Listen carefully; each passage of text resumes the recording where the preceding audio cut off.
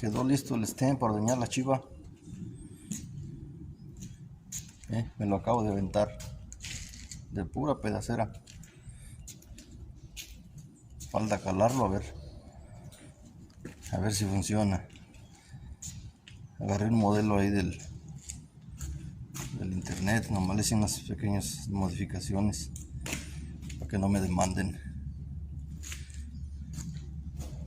Al rato les muestro a ver qué tal jala.